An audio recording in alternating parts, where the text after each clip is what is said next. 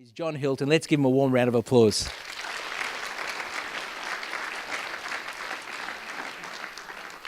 John, come and sit right next to me, brother. Great to have you with us, bro. Yeah. John, let me just recount the story because we really want to focus on the transformation Jesus has made in your life. So from a teenager, you were engaged in the sex industry. You were involved in drug addiction through the course much of your life. This is the story John has told, so I'm not sort of many. What was that? Many years in and out of prison. Many years in and out of prison. You've been not a stranger to violence leveled towards you. Somehow, for a 15-year period, you're a Hare Krishna Monk, 10 years in India, and then reverted back to drug use and then went back into the sex trade. You owned a brothel, I think, in Brisbane. So yours is an amazing story of a journey. You were known as Kitty. You were transgendered for much of your life. And then in around the year 2000, about 16 years ago, with a long history of violence leveled towards you, someone came to your door and stabbed you a number of times. And it was from there that really the story, the journey towards Jesus begins. Can you just tell us, what was your response to that final attack? That's speaking. Are we on? Nope. Why don't you take that one? Okay. Seeing I'm here, you ought to hear my voice. I've spent much of my life working as a prostitute. My name was Kitty Marie Hilton. And that was by default. All my passports and information were in a female form. Working as a prostitute is a dangerous life. I started when I was a child. I ran away from home and I was working the streets to live. There was no pension, no dole. I was underage.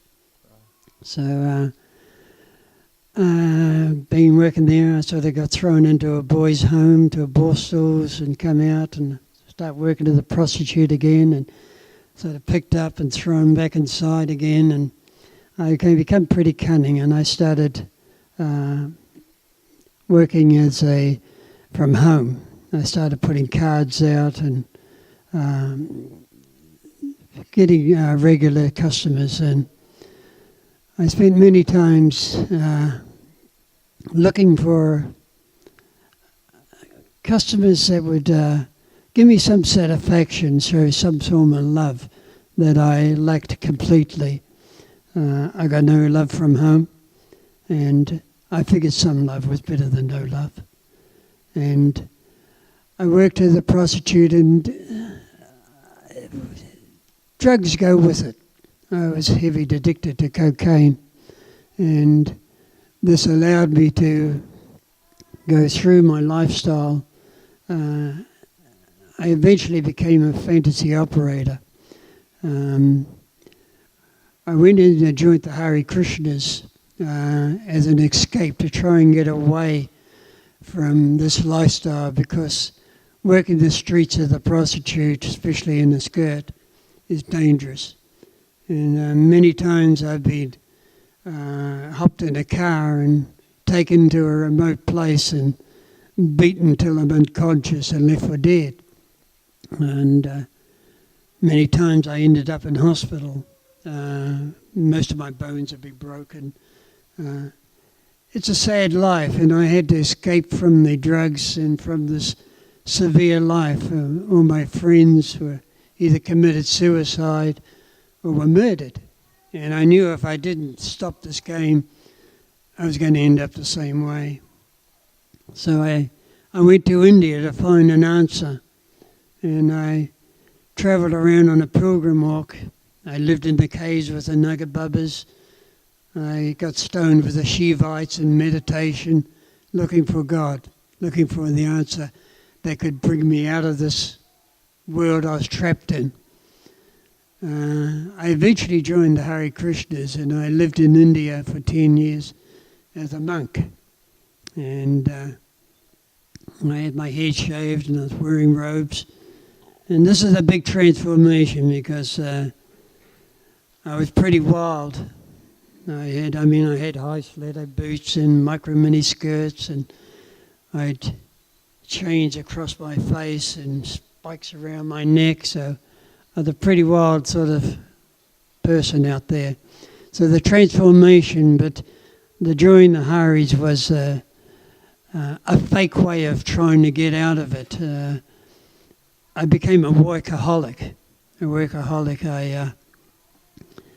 I tried to give up my addictions and my way of life by absorbing myself by working 24/7. And it wasn't long before I actually became one of the leaders of the Hares because of my devotion. But unfortunately, the drugs came back again. That's a sad thing about India. The drugs are really available.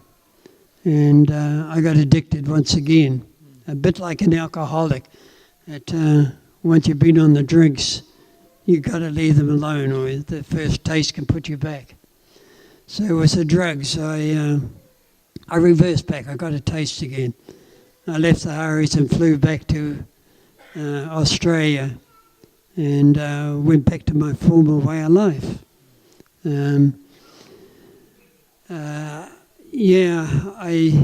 I knew now, like I was in my 50s and trying to compete against the young prostitutes was difficult. I knew I had to come up with a gimmick. So I ran ads through all the sex magazines as a transsexual escort. It read, "Kitty, the exhibitionist transsexual whore, has spent years knocking on heaven's door, rejected and sent away in despair, is now entering hell to see what's offering there." So that's how you were advertising yourself? That's how I advertised myself. I was kinky. I was known as Kinky Kitty. I had no limits. The only thing I did have a limit to, there was no females in my life. I dealt strictly with gay people, whether it be doubles, triples, or whatever. But no females. Many wanted to bring females along, but I rejected. I wasn't going down that road. I was totally gay. And John, can I take you then to? It was then you got that stabbing. You know that where you describe in your testimony where someone came to your door, yes, and stabbed you. Can you take us from there? Right. The impact of that. I'd been through so much beatings. This is why I got off the street. But the trouble with working from the house is when you let someone through the door, you don't know who's coming in, whether they're there to rob you or to kill you. And I got a knock on the door, and it opened, and this person just stepped through and just repeatedly slammed a knife into me. I fell to the ground. I knew it was severe. It collapsed my lung, and I was dying. I was dying of internal bleeding. I could hear the sirens coming, and they rushed me to hospital. And as I laid on the bed, I said, "I got to get out of this. I got to get out of this life." And I called out to God this time. And I said, "God, whoever you are, show me who you are, who the one true God is. And I promise I'll worship you and you for the rest of my life. I ask that you save me, that I can do this." And as you can see, I did survive, but unfortunately I forgot my prayer. When I survived, I didn't give God any thanks. I just went straight back to my former way of life.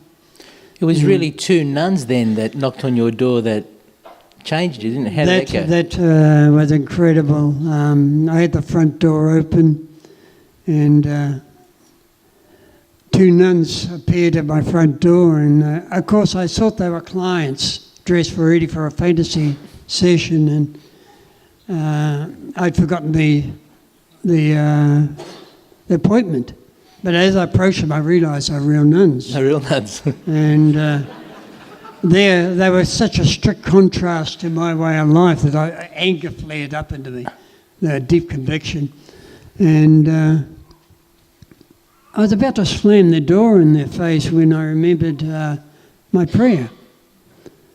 And I said, could it be God's a Christian? You know, I didn't want to believe this, you know, that he was actually a Christian.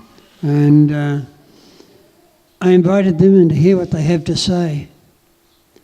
And they told me about a young couple. They were speaking from the basement of an old church, and all the street people were going there. I decided to check it out. I took a shot of cocaine and entered in the courage I needed. And as I came in, I looked around the room. I stood in the dark shadows, hoping not to be recognised because of the contents of the talk. And as I looked around the room, I saw drug addicts and prostitutes and street people sitting on the floor. There weren't even any chairs in the place. And there was a lady sitting on an apple box, and they were all focused on her. And I tuned into her, and I heard her say, God so loved the world that he sent his son to save, and she looked straight at me and said, to save even the prostitute. And I said, well, could it be that God has sent Jesus here to save me? And I found myself standing directly in front of her. I admit I was out of it on cocaine, but I was fascinated. I was convinced that God is prophetic. God had sent me here. And she was talking to me. And she spoke about Jesus in a way I've never heard before. And he told me about a loving Jesus, a Jesus that reaches out to prostitutes, to the drug addicts, to the unlovely. And she saw and she invited me back to her church. I agreed. I was excited. I was up at 4 o'clock the next morning, waiting, getting ready and putting my makeup on. I wanted to look good for God. And so I understand you're Kitty now as a female. I'm a female. Yeah. I'm full on. My skirt was so short you could see my red panties. Right. So you went into church like that? I went in there. I was terrified. You know, I work in the streets. I was a pretty tough bitch. But the thought of being in a church with a house full of godly people terrified me. But the warmth and welcome I received just blew me away. Wow. They just showed incredible love that astounded me. That they accepted the way I looked. Yeah. And they were a good representative of God himself, our Jesus. And I hung on to every word that was spoken. I got a hunger for the word. And I was still working as a prostitute. But I was looking forward to Sunday. Right. When I could go back and hear about Jesus again. Right. And John, you eventually got baptised. When you came out of the water, you were dressed in drag, baptised as Kitty. Yes. Yeah. So there's a slow journey here, but a beautiful one. And as you came up from the baptism waters, what happened? Well, the Spirit of God entered into my heart. I had no doubt that God had entered my heart. And he exploded inside me in the form of love. A love that I'd never known before. And I came up, I was speaking in tongues, and I didn't know what was happening. But I found it hard to believe that God, so pure, could live in something so dirty. But I knew he was in there, and I always feared that he was going to leave me. And he took me on this incredible journey, showing that he loved me no matter what. That's beautiful. I was still in full drag. Oh, praise God. And I realised that he's like a mother with her child, that when the child spews over her, she just wipes the spew off and continues loving the child. Well, I spewed over my Lord endlessly times, but he never stopped loving me. And I finally got it, that he loved me no matter what I did. And when I got it, he dropped it into my heart, and I just fell madly in love with him. And I was talking to him one day, and suddenly a vision appeared before me, a vision of an old-fashioned typewriter. And as I watched this vision, I'm sitting here like you, and I'm watching this typewriter, the hands came over, hitting the paper, and it's spelling out the words, I love you, I love you, I love you, I love you. And I heard the words whispered inside me, Jesus. Wow. And I realised he'd written me a love letter. And so, straight away, I wrote a love letter back. And would you mind if I read it? We don't have time. I don't think we've got time for that, because okay. I want to get to... No, don't worry. They're going to kill me because I'm doing this. But because there are so many other parts of your story, and we're coming to the close. There's a point. So you're overwhelmed by the love of Jesus. Then sometime later, you actually cry out to God and say, I love you. I want to do whatever you want me to do. Yes. And at that point, he said the worst thing you could have possibly heard at that time, which was? Yes. I was nearly by my bed, and I said, I love you, Lord, with all my heart. You can ask whatever you want from me, and I'll do it. And I was very proud of my own prayer. I turned out the lights and climbed in bed. I felt very righteous. And I heard, in the dark, I heard his voice. I heard a voice, say, give up your female identity. And I stood up, my eyes wide, peering into the dark. I said, Lord, Satan's attacking me. And I heard the voice repeat, it's not Satan, it's your Lord. Give up your female identity. I was shocked and I was stunned. I couldn't believe what he was asking this. The church accepted me for who I was. I expected he would. And I rolled out. It's not often the church is more merciful than Jesus. Never heard that before. Yes. And I rolled onto the floor and I cried all night. But in the morning, my sorrow turned to anger, and I got up and I abused him. I decided to go over his head. I'd talk to our Father. And I said, Lord, Father, Heavenly Father, keep your son Jesus under control. He's asking me of things he shouldn't. And of course there was no answer, and I just fell to the floor and I said, Lord, I'm in love with you. Give me the strength to do what you've asked of me. And as you can see, he's transformed me. If you think I look a bit flamboyant, you should have seen me before he started. John, that is so beautiful. What a beautiful story. And God had laid it on your heart, because of time we can't go into the details, God had laid it on your heart to that you were going to get married to a woman. Oh, that was scary.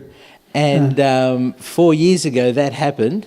Yeah. And your bride is with us right now. And let's give a round of applause to Catherine. Mr. and Mrs. Hilton. Catherine was in my year at college. And she was ministering, and God had said, that woman who's speaking up the front is going to be your wife. Yeah. He told me 10 years previous that he was going to give me a wife, and I argued against that for so long. Because you hadn't even been in sexual relationships. That's right. This is my first woman I've ever been with or touched. In the end, I said that God, if you're giving me a woman, then she must have a deep love for Jesus, a relationship with you. Well, she's been the minister of the church, St. Andrew's Church, for 18 years when I met her. She's been a minister for 25 years. And I was an assistant minister at St. Andrew's, and I thought John was gay, and so I thought he was safe to talk to. Because I wouldn't want single men thinking I was interested and being put off coming to church, because I was a minister and assistant minister in the church. And so, but I thought I could talk to John because he was gay, and therefore that nothing would happen and he wouldn't think I was interested, and I wasn't interested either anyway. But I was just interested in his story and loved the fact that he loved the Lord. And he used to come to 2 services, so got to talk to him a bit more often than normal. Well, Catherine and John, we just want to say how thankful we are to God for the way in which he has worked so beautifully through both of your lives. And I think we've been taught a couple of things. One, the power of the love of God to transform people through Jesus Christ. Absolutely, nothing's impossible. And the second thing is the welcoming church. That played a key part whenever we spoke over the phone, how the fact that it was an instantaneous transformation, it was a journey, and what facilitated that was the body of Christ that lived out the grace of God. And so we've been taught two powerful, even if the sermon's a dud, today, and it won't be, today we have been reminded of the power of Jesus Christ, and we thank God for both of you. Let's give him a round of applause.